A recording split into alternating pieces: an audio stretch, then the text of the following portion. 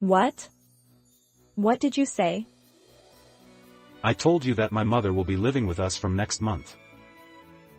My sister will also be coming with her, so make sure you take care of both of them. I was stunned. They would probably bully me and make me work like a slave. So, I decided to come up with a plan. Wait a minute. Why is the house empty? That's because everything in this house belonged to me. My name is Abigail, and I am a 35-year-old office worker. I have been married to my husband Andrew for a year. We met through a mutual friend. I like drinking alcohol and often go out drinking with friends who also like to drink. One day, I met Andrew at a drinking party through a friend. While we were drinking, Andrew came to the same bar and we started drinking together. We exchanged contact information and started drinking with a group of people and eventually started seeing each other alone. Andrew is the type of person who comes on strong, and I like that kind of person who pulls me along. So, I thought it was good to be dating him at that time. After that, we continued our relationship smoothly, and I think it was about a year later when he proposed to me. Andrew said, "I can't live without you in my life from now on. I want you to support me by my side forever. Please marry me," he said and gave me a ring. Of course, my answer was yes. I was a little late to get married on average for my age, and even considering having children, it was just in time. Besides, I loved him so much that I accepted his proposal. So we got married. However, there was something that bothered me a little when we got married. It was about his parents' house. We went to each other's houses to greet each other before we got married. Greetings to my parents ended without any problems. They didn't oppose it, and they said they would support us if we were happy with each other. But the problem was when we went to his parents' house. What? Are you 35 years old? You're quite an old lady. Yes, really. You're too old for your first marriage. Are you hiding that you're divorced? Despite being the first time we met, my mother-in-law and sister-in-law said such things. I couldn't believe my ears. Would they say such a thing to someone they met for the first time, especially to their son's or brother's fiancé? And what surprised me was that neither my husband nor my father-in-law tried to stop their terrible remarks. I thought it was okay for my father-in-law not to protect me because it was our first meeting, but I thought my husband should protect his wife since he was going to marry me. That was the first time I was disappointed in him. But I didn't feel like giving up on marriage. I still liked him at that time. But now I regret that I didn't make the decision to stop the marriage here. Even at the meeting of both families, my mother-in-law and sister-in-law said rude things. I was very angry because they said rude things not only to me but also to my parents. I thought I would try not to have anything to do with my in-laws as much as possible after I got married. Then we had a wedding ceremony and started our newlywed life. There were many concerns, but I thought I could finally spend happy days. That's what I thought. However, the newlywed life was completely different from what I had imagined. I can't do housework, so I leave everything to Abigail. What? But I'm working too. At least I want you to do some cleaning and laundry. Oh. No way. Besides, isn't that something a husband shouldn't do? What? As soon as we got married, my husband started pushing all the housework onto me. When we were dating, I thought he was a much kinder person, but after we got married, that kindness disappeared. Hey, is dinner ready yet? Just wait a minute, I'm making it now. I'm starving. Normally, you make something ahead of time or prepare it in the morning, don't you? Even though he doesn't make anything himself, he says things like that. If that's the case, you should make it since you come home earlier than I do. I was so angry that I said that. Then my husband got angry. Huh. I told you I can't cook. And I've already told you before, housework is the wife's job. How many times do I have to tell you? You're so stupid. My husband berated me like that. It's frustrating to have his values forced on me and to be called stupid. After we got married, my husband started behaving terribly, as if he had changed completely, and I was shaken. Or maybe this was his true nature all along. After that, my husband continued to behave like a typical male chauvinist. Why did you take a bath before me? What? You were playing games. I was just about to finish, so I was going to take a bath. But you got in first and I couldn't get in. Don't take a bath until I do. Then you should have taken a bath earlier. What? That's my business. Let me take a bath when it's convenient for me. I want to return those words exactly as I was said. It's too unreasonable. I never intended to let my husband do whatever he wanted. I want to take a bath when I feel like it. What? You're the worst wife ever. Well, you're the worst husband too. What? You're so cheeky. Well, if you want me to respect you and want to follow you, why don't you do things that make me feel that way? Well, people like that help with housework and don't try to restrict their partner's behavior. Enough. I can't talk to you anymore. Saying that, my husband went to his room. It's my line that we can't communicate. After that, we fought for a while. We stopped talking altogether, and silent days continued. In the midst of all this, my husband finally spoke up. I'm sorry. Huh? So, I was wrong. I'm sorry. Can you do my share of the housework? While we were fighting, I only did my own housework and didn't do any of my husband's. I did all the laundry, cleaning, and cooking for myself. At first, my husband was stubborn, but gradually things got harder for him because I wasn't doing anything. He didn't have any shirts to wear to work, the room was getting dirtier, and he was getting tired of hamburgers. His dissatisfaction with me grew as I didn't do any housework. That's why he finally apologized to me. Finally, you understand now? You were able to live comfortably because I did all the housework and supported you. From now on, don't act like a male chauvinist. Oh, okay. It seems that my husband finally understood after experiencing that. After that, he didn't complain about my housework. However, he didn't help or do it himself either. For a while, my husband was quiet, so we spent peaceful and calm days. But one day, a problem occurred. It was when we participated in a gathering at my parents-in-law's house for the first time since we got married.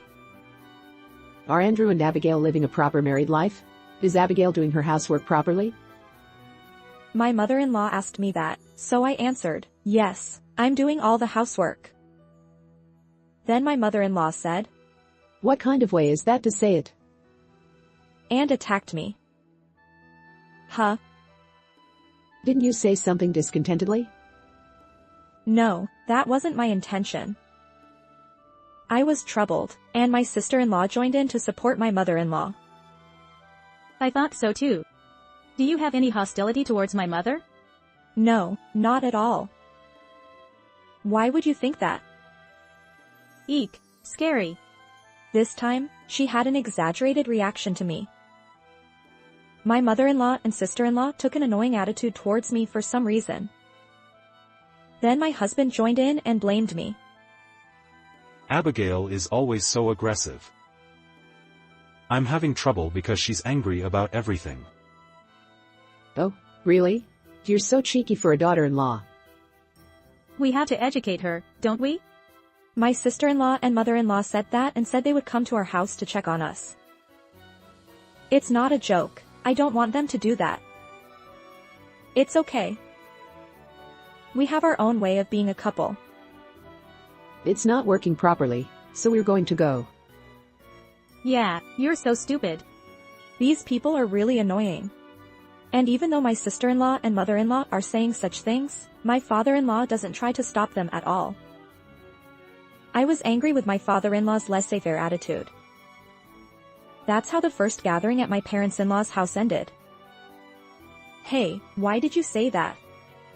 Your mother and sister are getting carried away. Huh. But it's the truth. You've been complaining about little things. What's that supposed to mean? I was increasingly disillusioned with my husband. Then on holidays, my sister-in-law and mother-in-law started coming to our house regularly. Every time they came, they complained about my housework, which was really tiring. Even though it was a holiday, my heart and body couldn't rest. Moreover, when they came to the house, they demanded things like wanting to eat this, so it took time and effort, and it cost money for food. My husband has gained the support of his mother and sister and has started to get carried away again, and I was gradually reaching my limit. And I began to notice that my husband was hiding something. In the midst of all this, my husband said something outrageous. I'm going to live with my mother starting next month. What? What did you just say? So, I'm saying that I'm going to live with my mother from next month. My sister said she's coming too, so take care of both of them properly. I was stunned. Wait a minute. Why are you deciding that on your own? My father is going to be hospitalized. What? Hospitalized? Yeah, so my father did all the cooking and cleaning, so my mother and sister are having trouble too. What? I was shocked by the fact. I never thought that my father-in-law did all the housework. No, more than that, it's impossible for my mother-in-law and sister-in-law to come here. Those two will surely bully me and treat me like a slave. So I decided to come up with a certain strategy and execute it. I asked my parents for help in executing the plan. Why are Abigail's parents here? Oh, sorry, I took them without asking. Actually, the daughter of the president who my father is indebted to is getting married, and my parents are going to attend the wedding. So they're staying here. Really? If you're worried, why don't you go back to your parents' house? You won't be able to calm down here. Okay. I'll do that. After having that conversation with me in the room, my husband immediately returned to his parents' house. After seeing him off, I immediately moved my luggage into the car with my parents. Then, I had a recycling shop dealer who I had requested beforehand come and appraise the furniture and appliances, and sold them and had them taken away immediately. Now, there is nothing in this room except for my husband's belongings. I left a completed divorce form on the floor and left with my parents. 2 days later, my parents-in-law called. Wait a minute. Why is the house empty? My mother-in-law and sister-in-law were in a state of panic. And my husband was also panicking, saying, Why are we getting divorced? I calmly told them, I sold the furniture and appliances. Why did you do that on your own? Because they're all mine. What? Everything in the house was bought by me. Don't be ridiculous. You're being supported by Andrew. Don't lie. Well, whether you believe it or not doesn't matter. I can prove it. Hey, Abigail. Why are we getting divorced?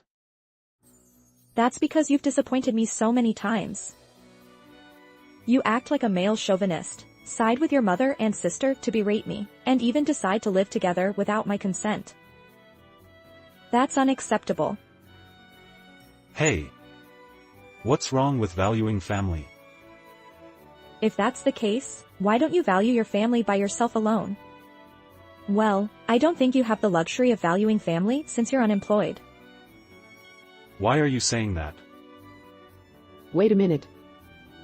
Andrew, what does unemployed mean? I didn't hear that. I thought it was strange that he always came home early. So I caught up with his boss at the company where he worked and found out that he quit because he didn't like being scolded for making mistakes repeatedly. Oh, my. Moreover, that was 3 months ago. He's been lying to me all this time. I don't want to continue my married life with someone like that. So I'm returning your son who is not good enough. By the way, the rental room is in my husband's name, so please pay the rent properly.